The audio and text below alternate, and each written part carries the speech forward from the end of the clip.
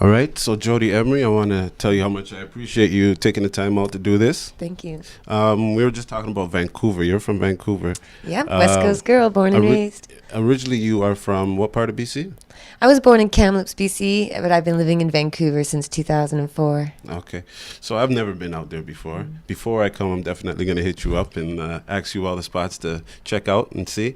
But what's it like in Vancouver right now in terms of dispensaries and recreational marijuana? Well, Vancouver started with the dispensaries in Canada, and a lot of people moved out and came to Toronto and brought that model across Canada. Right. But it started in Vancouver, and it's still strong, but the city's regulating it pretty tough, so they've shut down a lot of places, including our own cannabis culture shops they're trying to close. So there's still a struggle, but there's a lot of progress, too. Right. So looking at the Liberals' rollout plan, the supply and demand, it doesn't match up. So are we going to have to go back to the Stone Age, the old way of doing things for a short time? How do you see this rollout panning out? And legalization was supposed to stop the criminalization of Canadians, legalize the existing industry, and stop wasting our money on policing. But the Liberal government is restricting and limiting access. They want it to be really tight and prohibited, really. Right. So they're still arresting people. There's still tough new laws coming into effect. I'm now a convict. I mean, a lot of people are going to be walking around with these records and they're excluded. So the new legalization is still flawed, but it'll help normalize it in people's minds. And we just got to keep taking what you can get and ask for more. Just for some, they might not know the difference. What's the difference between decriminalization and legalization? Well, decriminalization starts with just not arresting people. If you have it, you possess it, then there's no problem. But the government always says, well, that means that all the gangs are still running the whole trade. Our answer to that is, well, you need to legalize it fully, which means none of it is criminalized. And that could include decrim too. But they always want to say that the gangs are still involved, and really it's the government's criminal laws that create the criminal involvement. If they stop criminalizing it, then it's not criminal. I don't understand how they're not seeing this, but maybe they want to keep the black market alive so the cops can keep spending billions of dollars. Right. And when it is finally legalized in July, I think they said, of 2018? Maybe later this year. They keep pushing the deadline later, but As someone like yourself who's been fighting for all these years, will you feel like we're there, or do you feel like we still have a ways to go?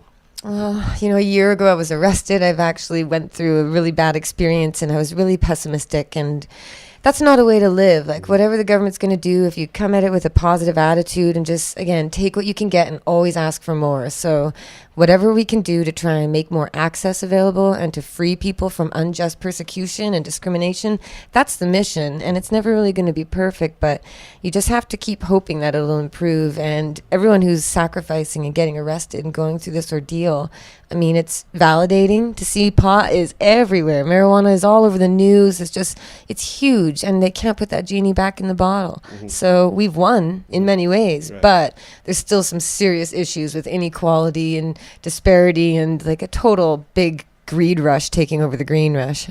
So speaking of green rush, I have a lot of friends that's telling me to buy this marijuana stock or buy this stock or that stock. What do you think of the whole monopoly, like what's going on right now? Oh, man. So when the Liberals got elected, some companies that had medical marijuana licenses said, well, why don't we just be the only recreational providers, even though they can't even serve the patients they're supposed to serve? And the federal government said, well, yeah, you're right. If we restrict and limit it to you guys, that makes you very valuable. That's the whole, supply-demand model. So they've got these companies to have years of advanced starts making these medical sales and lobbying to raid dispensaries. So here in this city where I was arrested, and thousands of others have been too in these dispensary raids, they're cracking down because they want all the money. They're trying to use force and coercion to make people buy from them. That's cartel style. When the government sends government gunmen out, buy from us, and you can't do it, that's a problem. So we need the peaceful civil disobedience still. We need the court challenges. That's the only way we've ever managed to change things,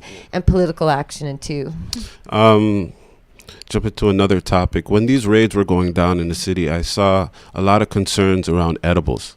What's your take on edibles?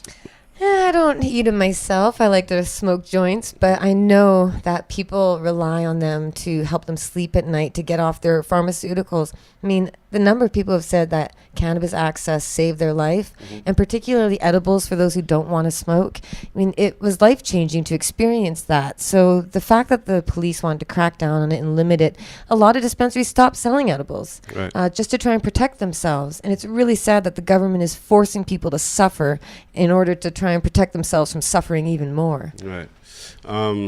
Cannabis culture. Can we speak about cannabis? Yeah. So cannabis culture, what's going on with cannabis culture today? Well, it's going to be 25 years old next year, and it's a magazine, a head shop, a vapor lounge, and then we did our recent dispensary model where it was adult use recreational shops. We wanted to demonstrate what legalization should look like, and they had to shut down mostly out of raids over and over again by the cops. Right. But we're planning to get legal, and my job right now is to get cannabis culture legally operating as storefronts, maybe producing, maybe branding products, but trying to find a way to exist in the new legal landscape, because we sacrificed and worked hard to make this happen. We deserve a seat at the table. Exactly. 420 is coming up. So happy, good time of year for us all. What's your plans for 420? What are you doing this year? As always, I'm in Vancouver, BC at the 420 event that started it all. It's a huge rally of like 100,000 people, 500 booths selling all sorts of marijuana and different products. So it's actually one of the most incredible events in the world, and you should make it out for April 20th in Vancouver. That's where I'm always going to be. But Vancouver and Toronto and the rest of Canada, we all celebrate cannabis every day. So 420 is just the big to-do about it. Are you always in Vancouver for 420? You've never been in Toronto? I don't think I've ever missed it. That's right. Since I showed up in 2004, it was just a little tiny gathering at the art gallery. And now, again, one of the biggest events that there is. And really, it's inspiring to see people all over the world doing the same thing, that the number 420 turned into the date of 420, and we can all celebrate together knowing that millions of our friends, they're all smoking the flower too. Yeah. It's amazing. It's a beautiful thing. It truly is. So I've seen you on a number of interviews, and me, myself, I think I still don't know her. And maybe some people watching might have the same feeling. So we're going to do a bunch of rapid-fire questions, and you just give me one answer. And you could say, go with the answer, or you could say pass. All right? You ready? Yeah, I'm ready. I think these questions are, after you answer these, you're going to have a perfect understanding of who Jodie Emery is. I think so. It works every time for me. All right? So, first, AM or PM? Morning. Morning. So that's AM. Indica, sativa, or hybrid? Ooh, it depends on the time of day. So that's a pass. BC or Ontario? Forget it. Toronto or Vancouver? Oh, half my heart's in each. So you'll pass on that so one bad. again. I'm on a streak for the passing. Papers, bongs, or backwoods? Oh, papers. Papers. Yep. Trudeau or Trump? Oh, I guess Trudeau. By default. Of course. All right. He betrayed me bad, man. That guy. You said you're not into edibles. I was going to ask brownies or cookies. I'd probably eat a cookie first. Okay. But we could say that's a pass. Is there something else you could recommend? I do want to take CBD capsules. Like, Okay. I got to say, there's some revolutionary medical properties and things happening with pot. So I would love to consume cannabis in every way that I can for optimal health. Right. And iPhone or Android? Oh, iPhone. Yeah. Right over there. The Migos or the Beatles? Ooh. This is a tough one. It's a tough I one. have to pass. I can't tell you. Well, because of so many passes, I don't know if we could firmly figure out who the hard true to cut Jodie the Emery is, show, but we man. tried. We tried. Got to be a bit mysterious still.